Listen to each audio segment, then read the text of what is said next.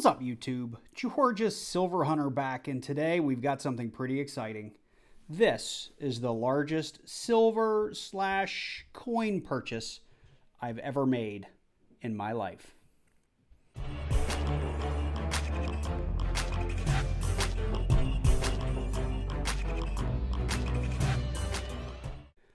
So very quickly, what we have in front of you is 3 bank bags with different denominations of coins. We've got a huge bag of silver quarters. We've got a really big bag full of silver dimes and a relatively small bag full of silver half dollars. And I think there's a couple other goodies in each of these bags. And then what we have here is 3 bags full of nickels that range anywhere from, I think, the late 30s all the way up through, just looking very quickly, I see 62, 63, 64. So we have a bunch of nickels in here. I've already looked through, at least spot checked this prior to the sale. So I can tell you we've got buffaloes in here. We've got war nickels in here. And then we've got a bunch of just backdated 40, like I said, 30s, 40s, 50s, and 60s nickels to have a look at.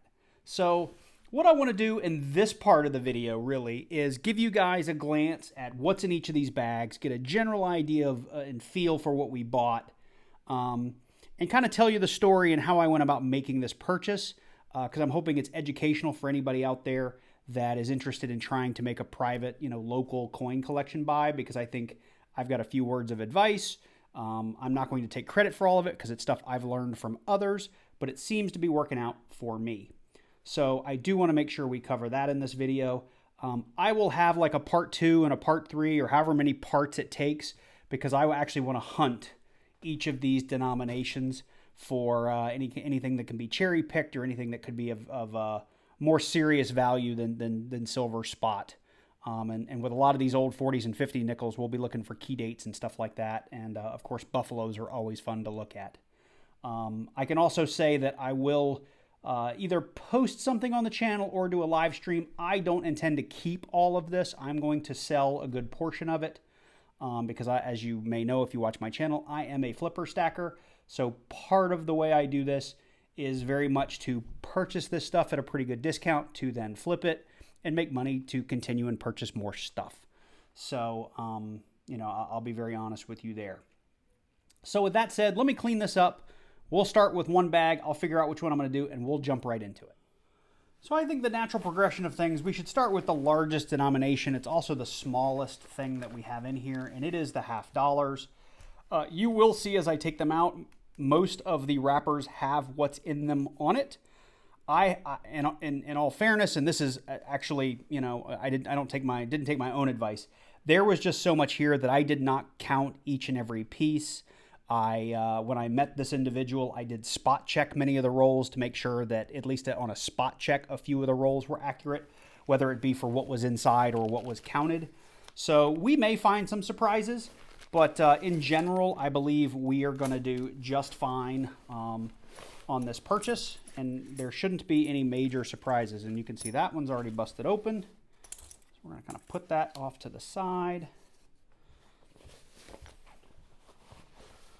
And something fell out here as well. And there is another half. So we've got 1, 2, we've got some partial rolls of stuff, and I think that's all that's in this bag. It is empty. And these are actually pretty cool bags. This is from First National Bank of Cobb County, Marietta, Georgia. These bags are probably worth a little bit of money. This is pretty old, pretty cool. Anyway, so because I don't want to hunt all of these in this video, I've gone ahead and just opened them all up and laid them out just to get an idea of the count and the quality of the things that are in here. We did end up with a little bit over a full roll of 40% silver Kennedys. We did get just shy of a roll of mainly 57 through 62 Benjis, and we have a full roll of 1964s, and then almost a whole roll here of Walking Liberties. I haven't opened this one because I figured I would do that on camera and kind of recount how I got this purchase, how I went about pricing it, so that, at least you might learn something, or you might, maybe in the comments down below I'm doing something right or doing something wrong. So I found this particular seller through nextdoor.com. He reached out to me, said he had some coins to sell, sent me a few pictures of the rolls themselves, not actually what was in them. And I went out and saw him one day and kind of spot checked what he showed just to make sure that what the roll said, like this one, 1893 Columbian Expo, was what it said it was. And, you know, I'm going to go ahead and open this one live. I did check these at his house prior to making the purchase, and these are all, you know, fairly aged and tarnished commemoratives. So these are the Columbus commemoratives. Some of these are not in great shape, but they are the commemoratives. And, you know, I'm sure that some of them will clean up pretty well, but they are kind of dirty and a little beat up. But anyway, he reached out to me through Nextdoor because I had placed an ad. Let me know he had a bunch of stuff he was trying to sell. I went and checked it out. And the way I always do these purchases is I try to be the coin shop. So I imagine this guy taking all his stuff to the local coin shop or to a pawn shop or to one of the local gold and silver exchanges. So what I do when I make an offer is I kind of get a count and an idea of what they've got.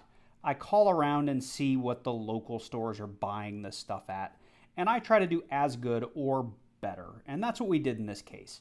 The local coin shop was the best deal the guy was going to get at 14 times face, which is, you know, pretty low under, I think Spot right now has us at something like, I don't know, it's around 16.5 or 17 times face, something like that. If you guys look at Facebook or Instagram or that, some of this stuff still goes for 18, 19, 20, 21 times face. I mean, some of the Benjis and Walkers, people are getting 20 and 21 times face. But selling to me at over 14x was a better deal than what he would have gotten going to any other local shop to sell this stuff. And I try to be fair to anyone that I go to buy stuff from. I educated him on spot price. I educated him on what he had. I let him know, you know, at the end of the day, what I'm really doing is buying the risk from him. If he wanted to go online and try to offload all this stuff and deal with the eBays and PayPals and Venmos and all that stuff that goes with it, and then the risk of putting this stuff in the mail, you know, he could make more money than I was going to offer him, and I told him that up front. So he had every opportunity to tell me to go away or tell me he wasn't interested in my price and so on and so forth. So at the end of the day, as we go through this video and you see the type of stuff we have, it's mainly based on spot price and it's mainly based on the count of things we have. I did give him a little bit of credit left and right for a few things that may be numismatically relevant, but I gave him a price. He came back with something a little higher and we ended up meeting in the middle. So he got more than I wanted to spend. I had to pay a little bit more than I wanted to spend. But the reality is I think we both did really, really well. I took the risk from him. I'm going to eat into a little bit of the profit that I might make if I sell or when I sell a good deal of this stuff. But I wanted to make sure he was taken care of. So with that said, this is everything we have in the half dollars. I'm excited to look through these in a little bit more detail, but I'm not going to do that here now. I will have a follow-up video where we dig into these things and look at them a little bit more closely. And as I said, I will be selling some of this stuff probably through the channel. And depending on how that goes, you know, we may be also offloading some of it through Facebook or Reddit or something like that. But anyway, this is the half dollars. And as I said, most of the bags did come with some other goodies. And this was one of them. And I told him that he could keep these because I don't really want them. I don't collect them. They are well, they're like $1.50 or $2 at my local coin shop. But this is 1, 2, 3, 4, 5, 6, 7, 8, 9, 10. Looks like 14 Ike dollars that I did not include in my quote. And I let him know that I didn't, and he was welcome to keep them. But he said, you know what? I don't really care. You take them. So this was something that I kind of got as a bonus. So the quarter bag is where the meat of this purchase comes from. And I'm not going to go through every roll here with you guys today. We'll count them up. I'll show you generally what we have. But like I said, I'm going to do some follow-up videos where we get into every single one of these rolls and we kind of cherry pick to see if we have any good stuff. But this is, and I'm just going to dump it out here, so this may make a mess. This is the better part of, well, hang on. We got a Wachovia Bank and Trust bank bag this time. So we got a different bank. But anyway, this is the better part of, I want to say it was like 22 and a half or 23 and a half. I don't have the number in front of me right now. Rolls of silver quarters. And again, you know, they did take the time to go through and count up the P's, the D's, the years, and so on and so forth. I have not checked every one of these rolls. I spot checked a few of them before I made the purchase. So that is something else I'm going to do, is go through and make sure those numbers are actually accurate. The 1 or 2 rolls I did spot check were, and I do know that one of these rolls actually has some standing Liberty quarters in them. So what I'm going to do here, and I may do it on fast forward or I may just cut to it, we'll see how this edits together. I'm going to open just a few of these rolls and lay them out so we can get an idea of the quality of the coins in there. Like I said, from the couple I spot checked, there were some really slick ones. There were some really, really nice ones. So I'll grab a couple of rolls and we'll check them out. So let's start with the 64 plain. This usually produces the nicest quarters in anybody's collection because they were the last year to be made out of silver. And a lot of people did manage to get these in uncirculated or BU condition. And let me just take this little, I mean, this just looks great. Let me lay a couple of these out here. Yeah, we've got some decent looking quarters in here. Make sure that's showing up okay. We've got some circulated and kind of grummy ones. And I'll go back and count these later. But we got some nice looking quarters in here. So as predicted, you know, I have a feeling the 64s are going to be some of the nicer looking quarters. Let's find something old. Let's see if I can find the one that has the standing Liberties in there. I can't seem to find it. Let's just open this one because it's a partial roll. On here it says we've got, looks like some 36s and 42s.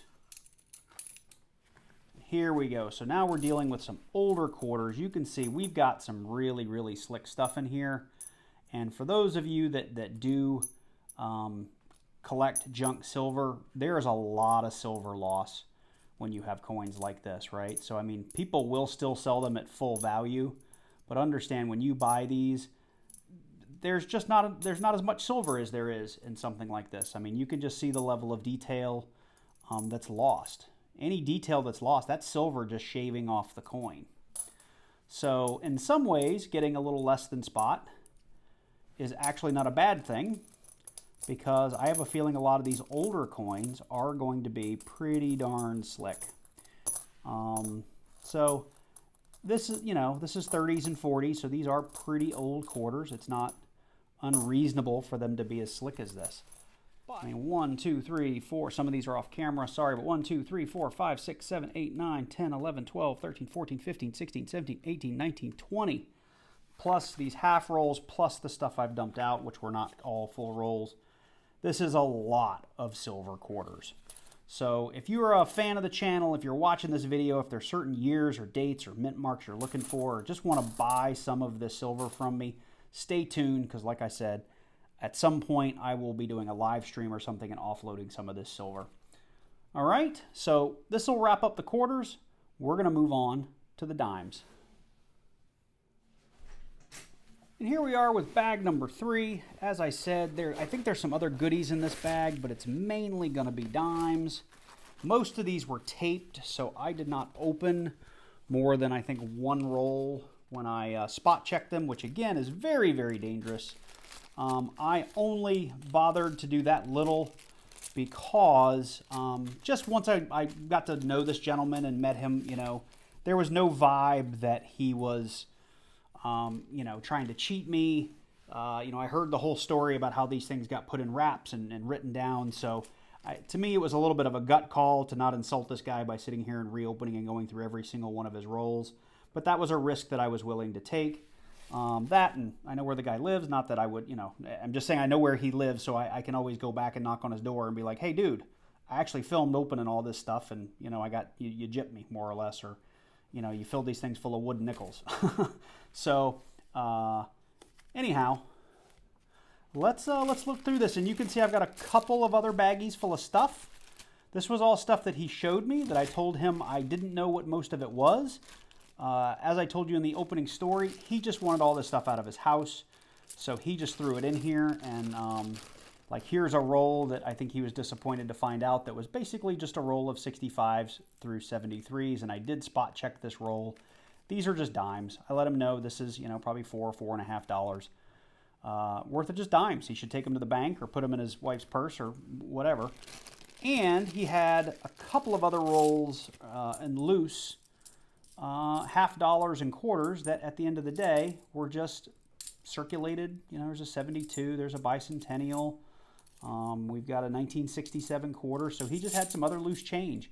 And again, I told him, just take this to the bank. And he threw it in the bags and said it was mine to keep. So he must have been happy with the amount of money I gave him to just throw this stuff in. So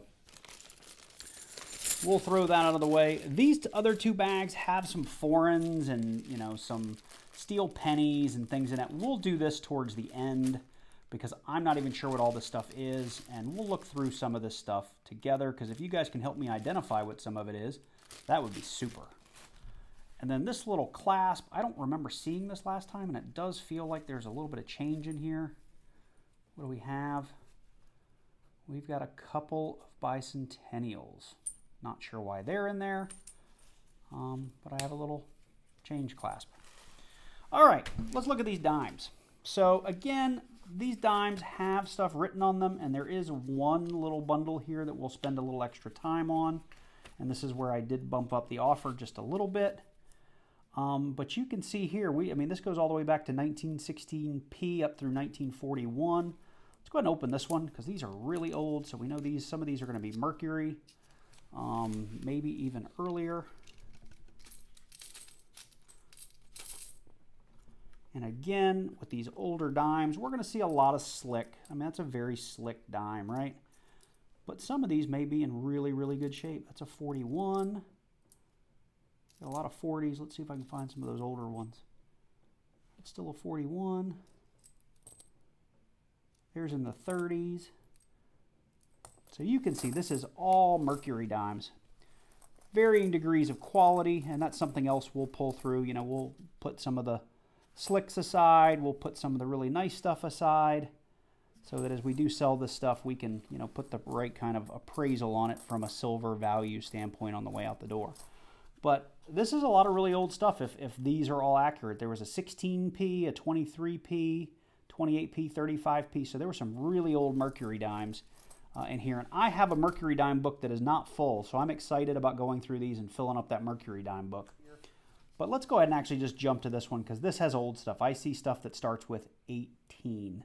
So we know we are going older than the Mercury. Actually, let's open one of these 64s and just see what the condition is, because those would be, again, the newest silver dimes in the batch. Let's see how we did. Are they BU or are they just circulated? Let's get some of these out. Just get a look. No, they're not in bad shape. Much more definition on these than on the Mercuries. So we might actually have a couple of stunners in here as we go through them, but there's some rosies. Go ahead and just dump this whole thing out. These look really pretty good. Really pretty nice. A lot of 1964s. I just love silver dimes. They make me so happy. All right, so let's take a look. Excuse me. Let's take a look at this stuff that starts in the 18s.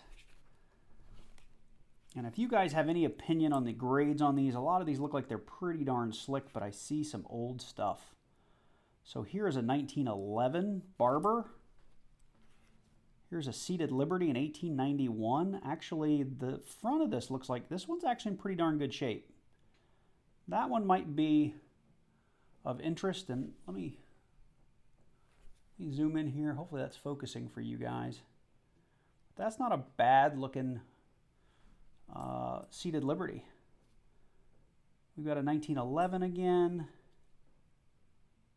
This is actually another one that's in really good shape. Looks like a 1901. That's actually got fantastic detail. We'll have to get that one, look for a grade on that one. That looks really, really good. It's a 1908.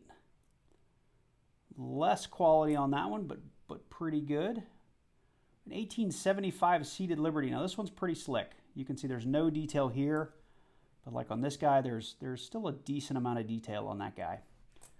So this is one where I did bump up my my price to him a little bit on these. Not by a whole lot because, again, I only had a few minutes to inspect them.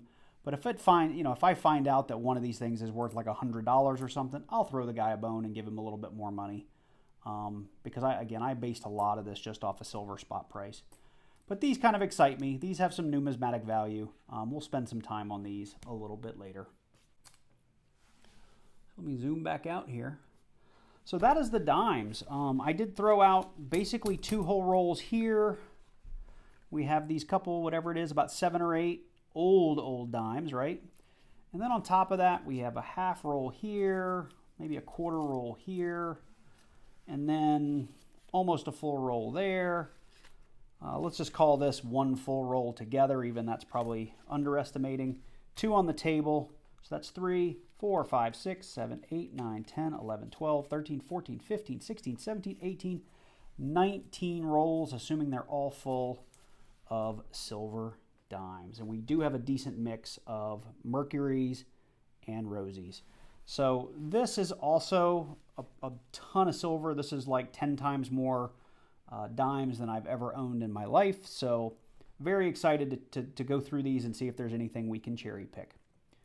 So where does that leave us? That leaves us with those 2 little baggies, which we'll do later. Let me push these out of the way. And I want to take a brief look at the nickels, and then we'll wrap this video up, and I'll come back with a future video where we'll dig a little bit deeper into all of these coins for anything special. Okay, so I've got 3 baggies of these nickels. We are going to go through these in reverse from the years that I see.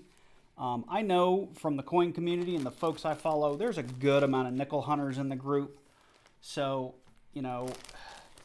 I am probably not going to hang on to all of these old nickels, but if you have a nickel album you're trying to fill, if there's some key date stuff in here that's kind of interesting, if I get a whole bunch of them, I am happy to share the wealth on these. But I will let you know that most of the stuff that's not silver or buffalo nickel, I basically offered the guy face value, because at the end of the day, I see this a lot. A lot of people hang on to these 64 nickels. As you see, we got 4 rolls of these because people think, well, the 64 quarters and dimes and halves are silver, so these 64 nickels have to be as well. And they get their bubbles burst a little bit when they find out that, well, they're really just nickels, right?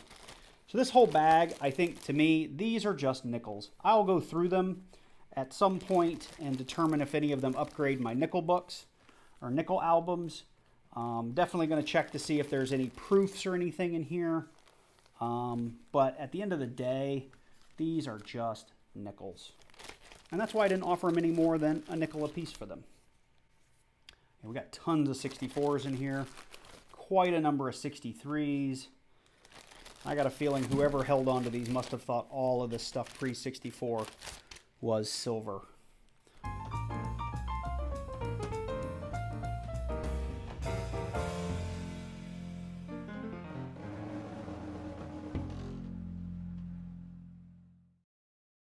So again, these may be some great nickel fillers. I hope we have some decent quality nickels in there.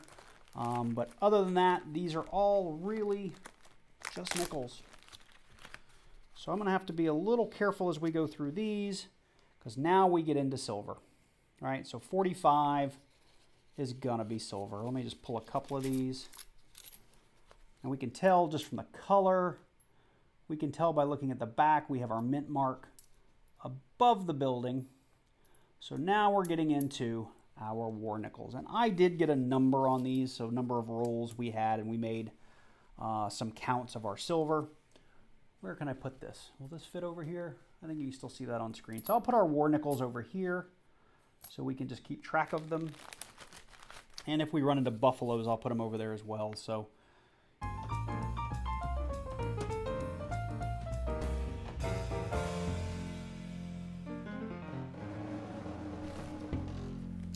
all right, another roll of war nickels, and it may not be complete. It looks like it might be a little thin, but if this is true, this is a whole roll of 1943 war nickels. Very cool, and the 43 does have a 43/2 error, so that's pretty cool. And here we have another roll of 42s and 43s, and that 42, it's possible we could have some non-silver in there, so we'll need to go through this roll as well. A little partial roll of 44s and 46s. And then here we have one that was really interesting. So we have some 1883 V-nickels in here that we need to spend some time on. Here we have more buffaloes. Looks like we've got 17 of them. And last but not least, this is the very end of the nickels. This just looks like it's a bunch of current ones. Unless they're really old, because it says 88, 94, 95, 00. I'm curious. Let's open this. I wonder if this is 1888. You can see I did not open this one because it has a staple in it.